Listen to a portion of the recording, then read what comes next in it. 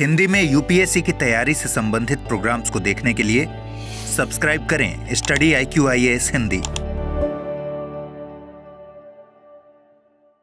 नमस्कार दोस्तों, मैं हूं डॉक्टर पंकज मिश्रा और आज हम बात करने वाले हैं श्रम संहिताओं की। यद्यपि इस पर एक वीडियो मैं पहले कर चुका हूं, उनकी डिटेल्स बता चुका हूं, लेकिन आज हम श्रम संहिताओं को उस नज़रिए से देखेंगे जहां पर मजदूर, कॉरपोरेट और साथ ही साथ सरकार, इन तीनों के पक्ष और विपक्ष में क्या क्या बातें हैं, साथ ही श्रम संगठन इसका इतना विरोध क्यों कर रहे हैं, उन पहलुओं को समझने की कोशिश करेंगे। इसलिए ही हम यह जानना चाहेंगे कि क्या यह श्रमेव जयते की भावना पर आधारित लेबर रिफॉर्म है या फिर श्रमिकों पर वास्तव में एक नया संकट का दौर शुरू होने वाला है।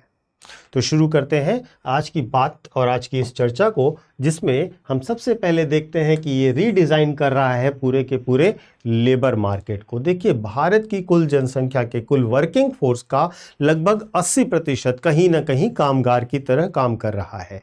इन 4 लेबर कोड्स का सीधा असर पड़ेगा फैक्ट्री वर्कर्स पर, प्राइवेट एम्प्लॉयज़ पर, गिग वर्कर्स पर, कॉन्ट्रैक्ट पर काम करने वाले श्रमिकों पर, MSME सेक्टर पर जो भारतीय अर्थव्यवस्था की रीढ़ है, और इसके साथ साथ लगभग पूरे अनौपचारिक क्षेत्र पर। यानी कि यह एक कानून केवल नहीं होगा, यह कानूनों का एक सेट नहीं होगा, बल्कि यह पूरे के पूरे भारतीय श्रम बाजार को रीडिजाइन करेगा। तो सबसे पहले हम समझते हैं कि ये 4 लेबर कोड्स हैं क्या। देखिए, पहले क्या था, पहले 29 श्रम कानून बनाए गए थे श्रमिकों के हितों को ध्यान में रखते हुए और औद्योगिक उत्पादन बढ़ाने के नजरिए से। लेकिन इन सब 29 कानूनों को खत्म करके 4 लेबर कोड्स लागू कर दिए गए हैं, जिसमें पहला है इंडस्ट्रियल रिलेशंस कोड, यानी कि औद्योगिक संबंध संहिता 2020। इसके बाद दूसरा है वेजेस कोड, यानी कि वेतन संहिता, और ये है 2019 की। इसके बाद है OSH कोड। OSH कोड का मतलब ऑक्यूपेशनल सेफ्टी एवं हेल्थ और वर्किंग कंडीशंस कोड। यह है 2020 का, जो कि व्यावसायिक सुरक्षा के साथ साथ ध्यान देता है ऑक्यूपेशनल सेफ्टी का, स्वास्थ्य का और कार्य शर्तों पर, यानी कि टर्म्स ऑफ सर्विसेज पर। इसके बाद सोशल सिक्योरिटी कोड है, सामाजिक सुरक्षा संहिता है, और यह भी 2020 की है। और इन चारों को लागू किया गया है एक साथ, और इन चारों का उद्देश्य यही है कि कंप्लायंस कम किया जाए, लेबर फ्रेंडली माहौल बनाया जाए, one nation one labour law लागू किया जाए। लेकिन जैसे ही इसे नोटिफाई किया गया, इसे कहा गया कि लागू किया जा रहा है, इसका विरोध शुरू हुआ। ट्रेड यूनियंस ने हड़ताल बुलाई, राष्ट्रव्यापी विरोध प्रदर्शन शुरू किए, सड़क पर उतर आए। क्यों? अब हमें इसके अंदर जाना पड़ेगा यह समझने के लिए। तो सबसे पहला ऑब्जेक्शन क्या है कि हायर एंड फायर को अब न्यू नॉर्मल कर दिया गया है, या कहा जाए तो माना जा रहा है कि अब ईज ऑफ फायरिंग, यानी कि नौकरी से निकालने का दौर शुरू होता है। सबसे बड़ा विवाद जो है वो इंडस्ट्रियल रिलेशंस कोड में है, जिसमें कहा गया है कि पहले क्या होता था कि पहले 100 कर्मचारी तक अगर कंपनी निकालती है अपने यहाँ से, फैक्ट्री में छटनी होती है, तो उसे सरकार से अनुमति लेना जरूरी होगा 100 के ऊपर अगर निकालना है तो। अब यह संख्या बढ़ा करके 300 कर दी गई है।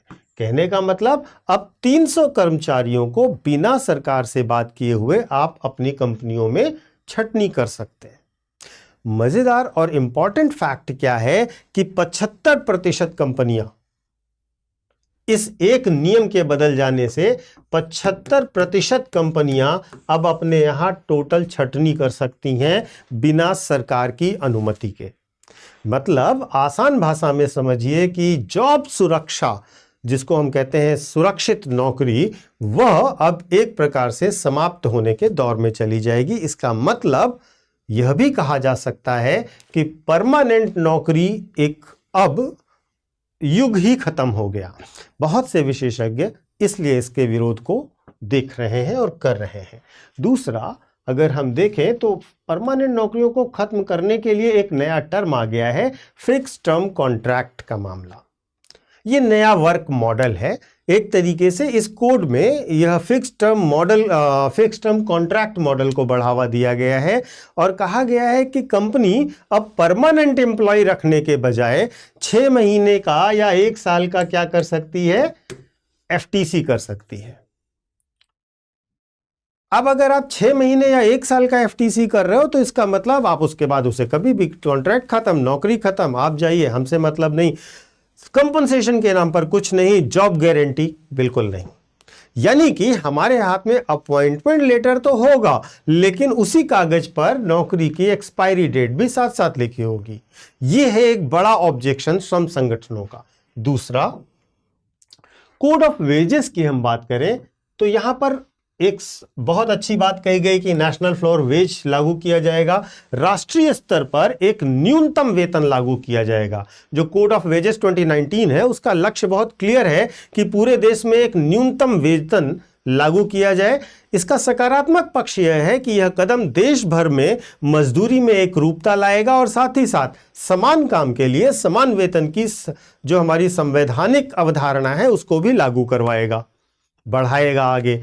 लेकिन मुद्दा क्या है, केंद्र सरकार इस राष्ट्रीय फ्लोर वेज में कितना तय करती है यह बहुत मायने रखेगा। दूसरी चीज, अगर यह जीवन यापन की लागत यानी कि कॉस्ट ऑफ लिविंग के अनुसार पर्याप्त नहीं हुआ तो यह सिर्फ कागजी सुधार बनकर रह जाएगा, गरीबी कम करने की दिशा में भी एक बड़ा सवाल खड़ा करने वाला है आने वाले भविष्य में।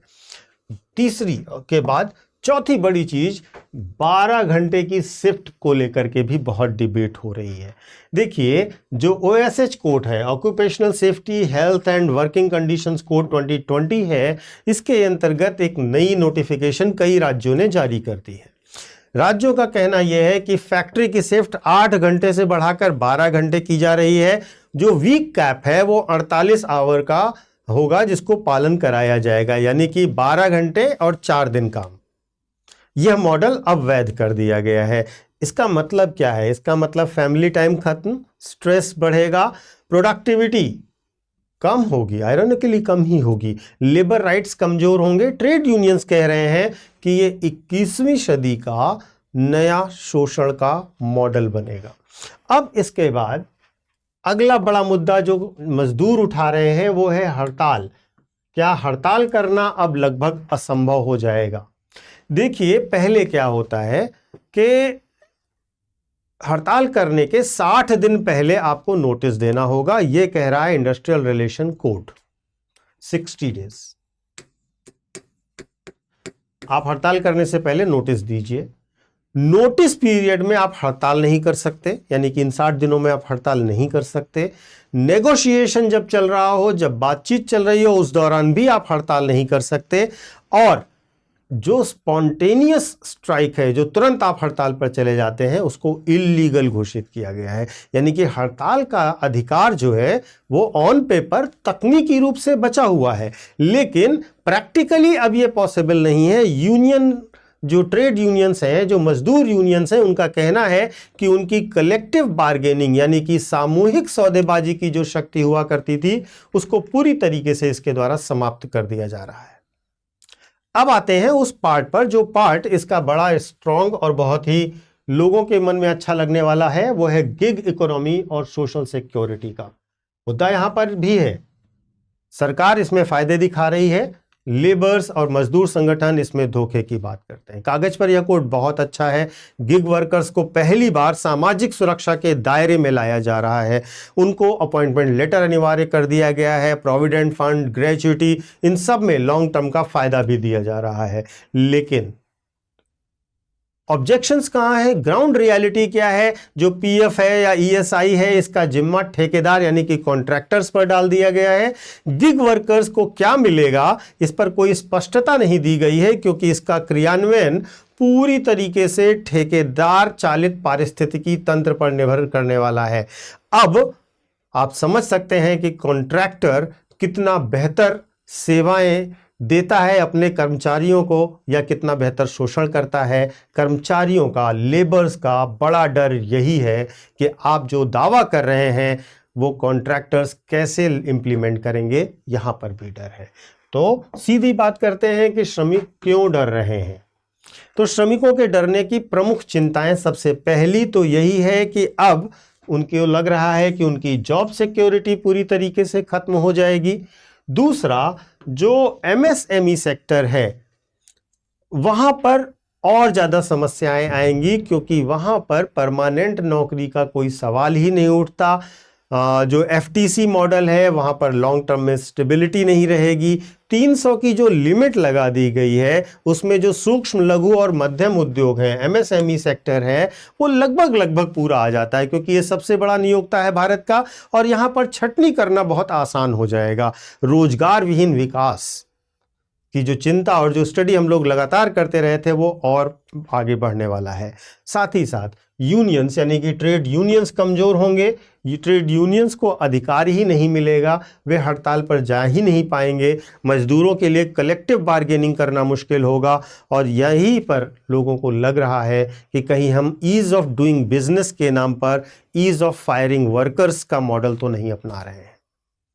यूपीएससी के नज़रिए से अगर हम बात करें तो जीएस पेपर 3 में अगर हम देखें तो गवर्नमेंट के स्टैंड को भी समझना चाहिए और क्रिटिक्स क्या कहते हैं उसे भी समझना चाहिए। सरकार का कहना यह है कि भारत को ग्लोबल मैन्युफैक्चरिंग हब बनाना है, जबकि क्रिटिक्स कह रहे हैं कि ये हार्ड वर्क ये लेबर राइट्स के लिए बहुत ही निगेटिव है, उसको डाइल्यूट करेगी। सरकार का कहना है कंप्लायंस को सिंप्लीफाई किया गया है, नौकरशाही के प्रभाव को कम किया गया है, जबकि क्रिटिक्स का कहना है, लेबर यूनियंस का कहना है कि ट्रेड यूनियन को कमजोर किया गया है, कलेक्टिव बार्गेनिंग को खत्म किया जा रहा है। सरकार का पक्ष है कि इनफॉर्मल सेक्टर को हमने फॉर्मलाइज कर दिया है।